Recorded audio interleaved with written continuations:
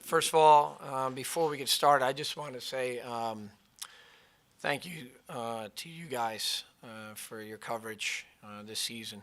A lot of the great in-depth articles and the coverage on the television and everything else has been fantastic. So, from the players' perspective, from the coaching staff, from the ownership group, everybody involved in the club, in the front office, we really appreciate the coverage. It's been excellent.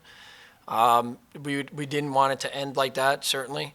Um, I told the guys that I'm extremely proud of them because of what they've accomplished in such a short period of time. I think at some point, it's always good to, take the time to reflect on, what's been accomplished here, but certainly understanding that when the adversity comes and it's an unexpected loss, and certainly we go into every game thinking we're going to win. We have to deal with that. We have to find a way to, learn from it. With the adversity, I told them in there that we grow as a club, we grow with perseverance, and we move forward. Great character, great players that we have here in this locker room, and we know as well there's going to be more opportunities, more moments for us, and so we got to continue to just get better. And it's been a terrific season. This stings a lot, obviously, and we got to keep going forward. So we're looking forward to big challenges ahead. Give respect to Charleston. They battled and they fought. Got their two set-piece goals. I was proud of our guys in terms of the style of play and the way we played. I thought they did extremely well, created great opportunities. And, at halftime I said to him, what a tremendous goal from Eric Stevenson.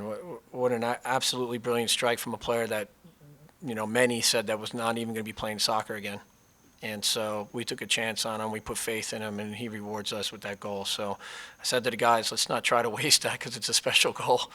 And look, it's a loss, and it's something that you don't want. Obviously, we wanted to extend our postseason. We wanted to go for the finals. We thought we had the ability to do it, and sometimes the game is cruel and it doesn't work out. At the end of the day, proud of the guys. I thought we did well, and we're looking forward to more next year, for sure. In terms of results, it seemed like Charleston had your guys number a couple times this year. What was it about Charleston that made it so hard to break them down? I If there think, were chances today. yeah, I mean, we had a lot of chances. I mean, we talked about, from our perspective, if we weren't creating these opportunities against teams that have been in the league since 92, 93, teams that have won titles, I think they have four, maybe, if I'm correct. So they're a well-established club. They get it, and it makes it difficult. They compress the field, they shorten, they drop off. They play a lot of defense, and they look to counter. And they use a lot of athleticism on the field, and so. In not just the USL, you see that in Major League Soccer, you see that in the Bundesliga, you see it all over the world at times. With teams, that's how they get results. And, so we've got to be able to face up from that, learn from it, and move forward. How do we become better? When we get the first goal, how do we get the second? How do we get the third? How do we put teams away? But overall, it's been a great journey, and there's still more to come, a lot more to come from this group.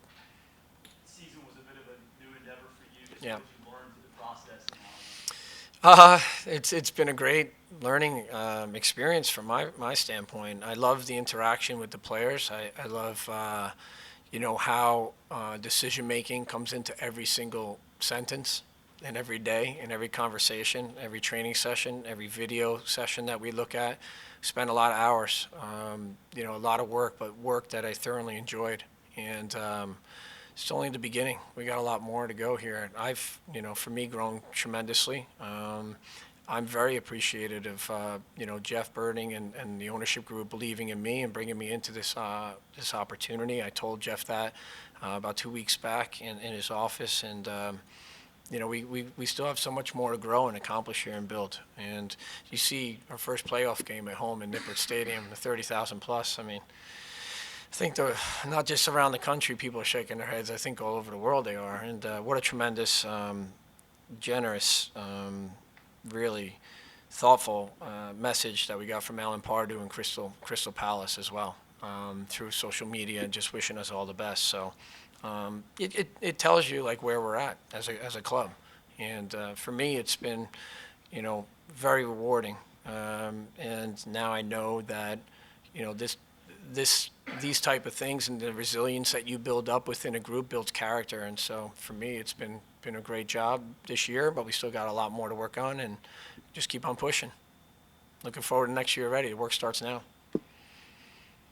What do the next couple weeks look like for you and the technical staff?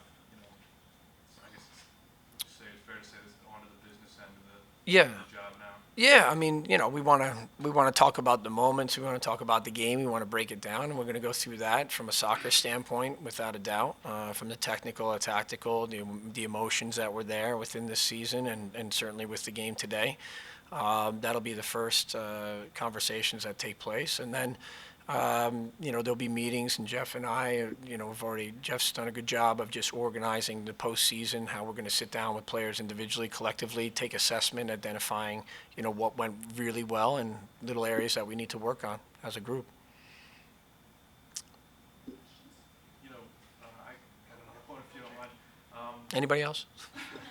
It occurs to me, this being your first managing gig at this level, I think it's fair to say that you yourself turned some heads in the U.S. soccer community.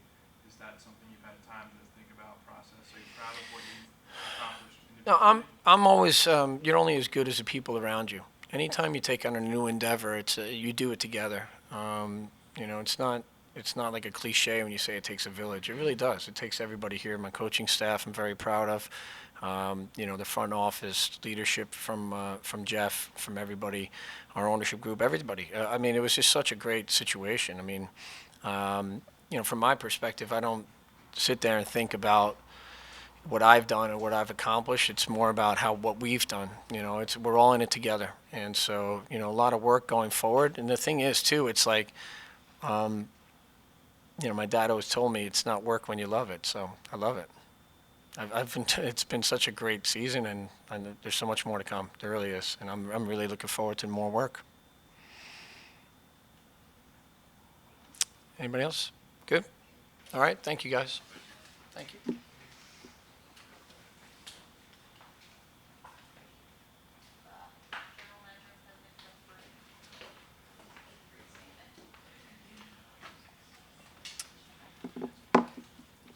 It's certainly been a remarkable season.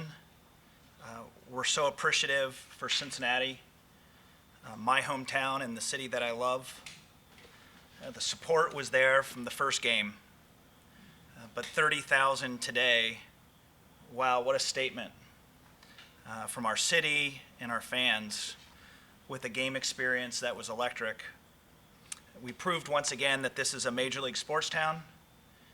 We were confident of that from day one, and I don't think there's anyone around the country or internationally in the soccer community who has any doubt about Cincinnati being a great sports city.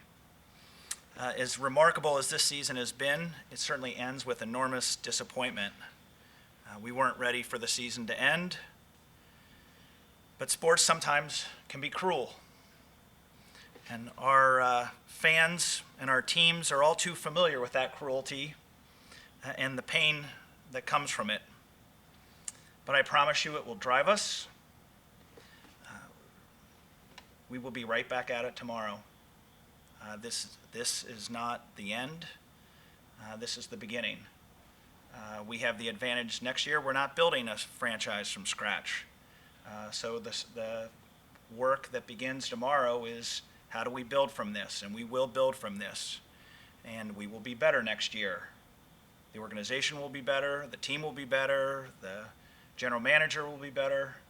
Everything about 2017 will be better, and that starts tomorrow. And this will fuel us. It'll fuel every player in the locker room. It'll fuel the coaches, and it'll certainly fuel me and everyone in the front office. This is not going to be the end of the story. We're still at the beginning of the story for FC Cincinnati.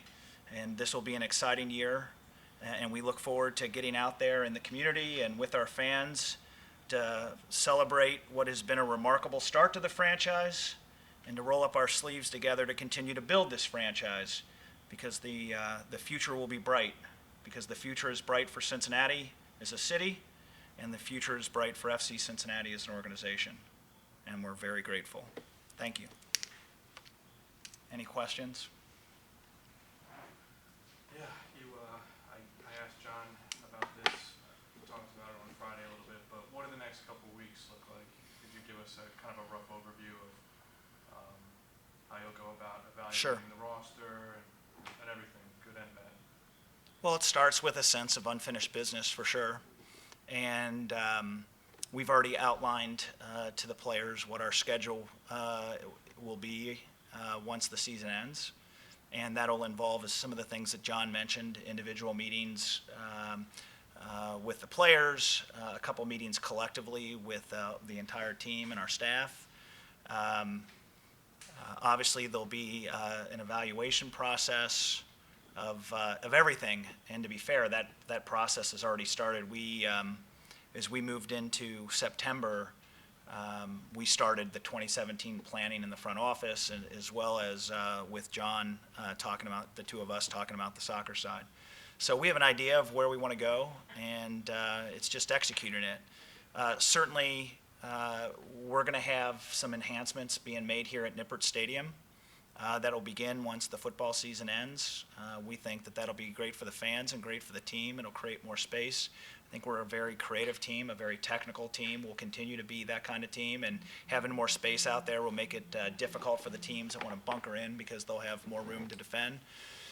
We're going to continue to work on our facilities. The goal would be next year to not be training day to day here at Nippert, but to have a practice facility with grass. And that's something that we've made a lot of progress over the last 6 months or so, and so that's a priority. We started a little bit of a youth program this year. There's a lot of talented youth soccer players in this city. The best clubs in the world do a great job of developing players, we're looking to take that to the next level in the off season.